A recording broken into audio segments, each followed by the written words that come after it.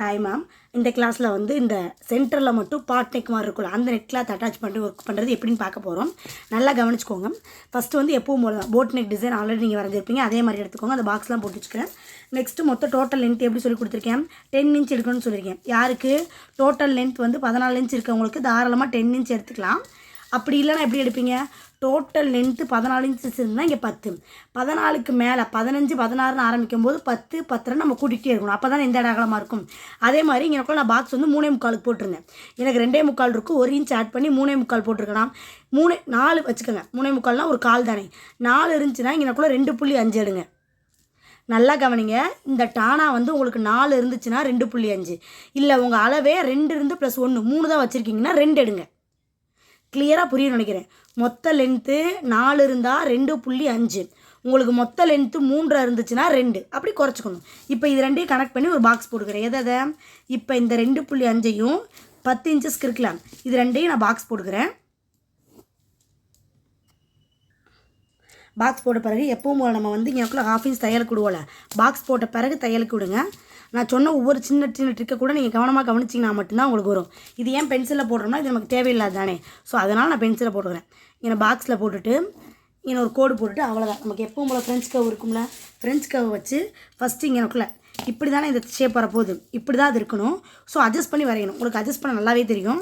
இந்த டானாவும் ஃபஸ்ட்டு இடிக்கிற மாதிரி ஃபஸ்ட்டு பண்ணுங்கள்.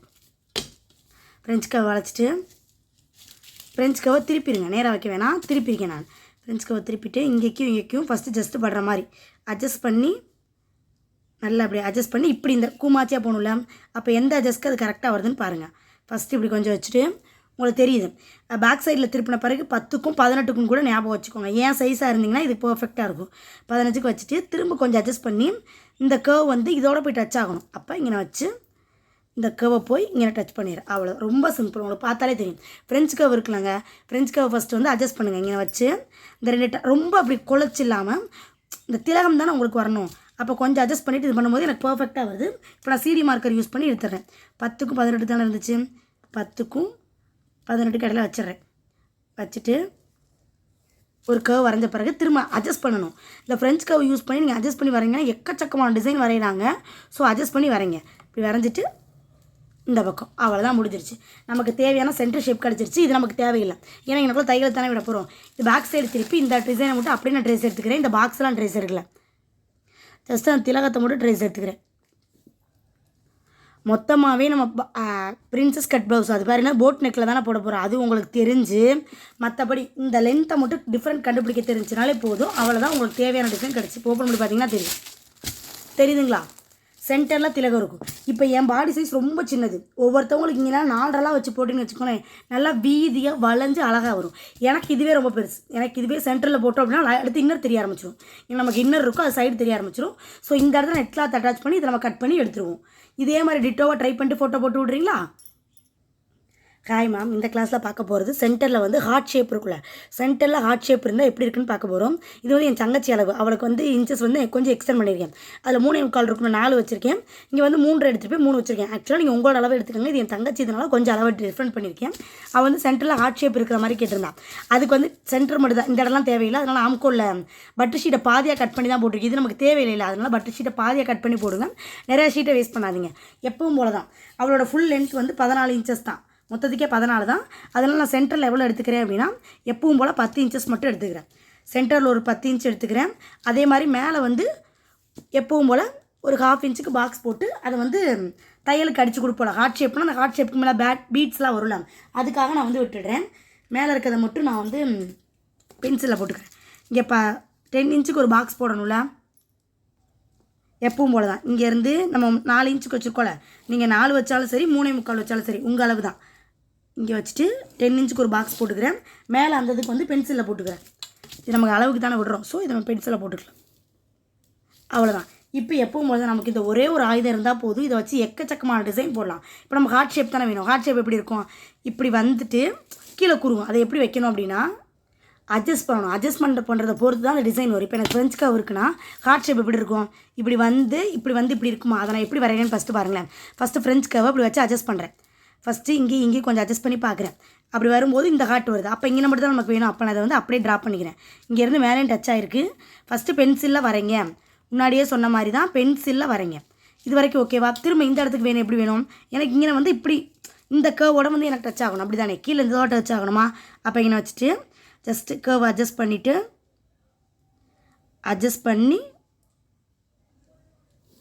அவ்வளோதான்.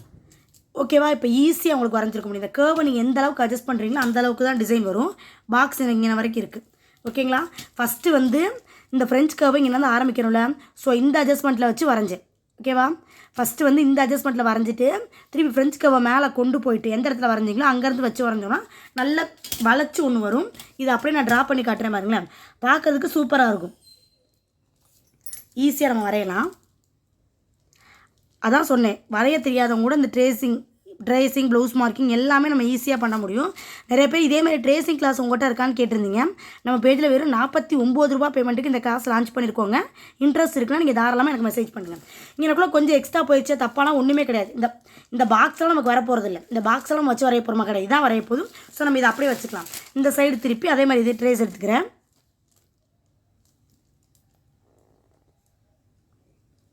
ட்ரேசிங் பேப்பரில் நீங்கள் பண்ணும்போது மட்டும் பொறுமையாக பண்ணுங்கள். ஏன்னா மொத்த டிசைனே இதில் தானே அடங்கியிருக்கு. ஸோ இதை கொஞ்சம் பொறுமையாக பண்ணுறதுல எந்த தப்புமே இல்லை. இதுவாக நிறையா பேர் எனக்கு பர்சனலாக மெசேஜ் பண்ணுறீங்க, கிளாஸ் நல்லா எடுக்கிறீங்க, எனக்கு உங்களுக்கு சூப்பராக புரியுதுன்னு. ரொம்ப ரொம்ப நன்றி. வளைச்சிட்டு கீழே போய் அதில் ஜாயின் பண்ணிடு. இப்போ ஓப்பன் பண்ணோம்னா நமக்கு தேவையான ஹார்ட் ஷேப் ரெடி. அவளுக்கு என்கேஜ்மெண்ட் வச்சுருக்கோங்க தங்கச்சிக்கு. ஸோ அதுக்காக தான் அவளுக்கு வந்து சென்டரில் ஹார்ட் தான் இருக்கணுமாம்மா. ஓப்பன் பண்ணிட்டோம் அப்படின்னா அவ்வளோதான், அவளுக்கு தேவையான ஹார்ட் ஷேப். ஓகே, உங்களுக்கு பார்த்தா தெரியுதா? இப்போ நான் எதுக்காக எனக்குள்ளே 1/2 இன்ச் விட்டேன்னு ஃபஸ்ட்டு கிளியராக சொல்லிடுறேன். இப்போ ஜரி த்ரெட்டு நான் இங்கேருந்து போட ஆரம்பிப்பேன்.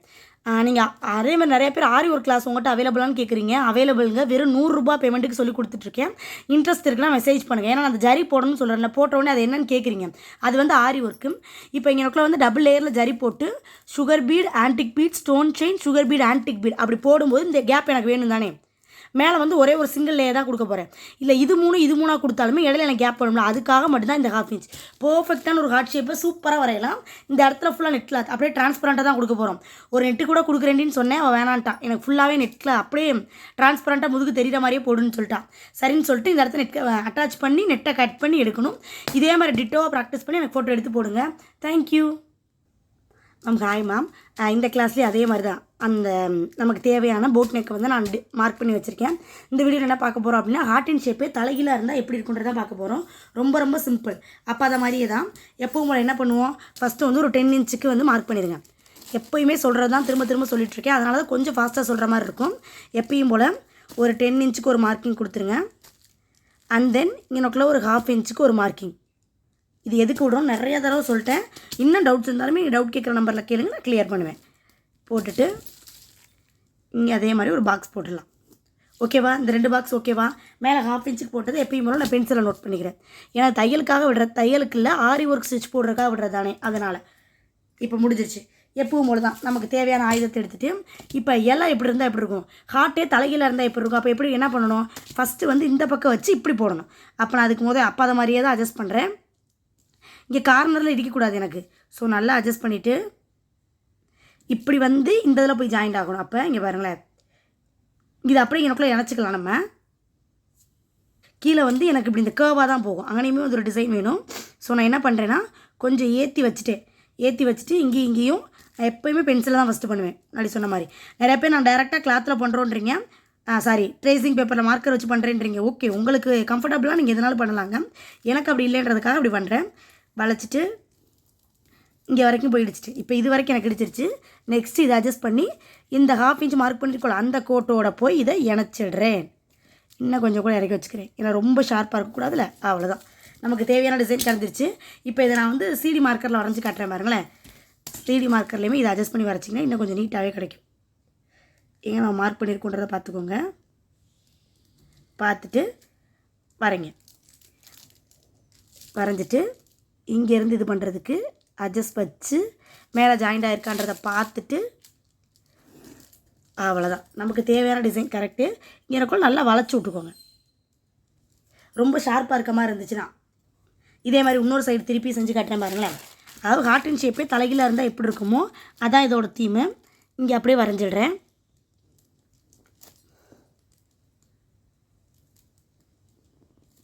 கொஞ்சம் ஏற்றி கொண்டு போனோம் அப்படின்னா நமக்கு அந்த வளைவு கிடைக்கும். அவ்வளோதான், முடிஞ்சிச்சு. நமக்கு தேவையான டிசைன் ரெடி. புரியுதா என்ன டிசைன்னு? இது வந்து இந்த லீஃப் வச்சு அட்டாச் பண்ணுவோம்ல, அது மாதிரி இதுவுமே சூப்பராக தான் இருக்கும். நிறைய பேர் வந்துட்டு கீழே ஒரு ஷேப் இருந்து மேலே ஒரு டிசைன் மாதிரி இருந்தால் நல்லாயிருக்கும்னு நினைக்கிறாங்க. அப்படின்னா நீங்கள் இங்கேருந்து ஸ்டிச் போட ஆரம்பிங்க. ஆரி ஒர்க்கில் இங்கனக்குள்ளேருந்து சுகர் பீட் ஆன்டி பீட் எடுக்கும்போது உள்ளே நல்லா ஷார்ப்பாக கொடுக்கணும். அப்போ தான் கீழே இருக்க கர்வ் தெரியும். மேலே எப்பவும் போல் ஷார்ப் எட்ஜஸில் இடிச்சிடும். அது ஒன்றும் பிரச்சனை இல்லை. இந்த கிளாஸில் மொத்தமாக 3 டிசைன் பார்த்துருக்கோங்க. என்னென்ன அப்படின்னா இந்த மாதிரி லீஃப் டிசைன், அதுக்கடுத்து இந்த மாதிரி ஹார்ட்டின் டிசைன், அதுக்கடுத்து எப்பவும் போல் ஒரு திலகம் இருக்கும்ல சென்டர் ஷேப்பில் நமக்கு எப்பவும் தெரிஞ்ச திலகம். இந்த 3 டிசைன் டிட்டோவாக ட்ரை பண்ணிட்டு எனக்கு ஃபோட்டோ எடுத்து போட்டு விடுங்க. அதே மாதிரி மெஹந்தி கிளாஸ் வந்து நம்மளோட ப்ளவுஸ் மார்க்கிங் ஸ்டூடெண்ட்டுக்கு மட்டும் ஆஃபர் கொடுத்துட்ருக்கோங்க.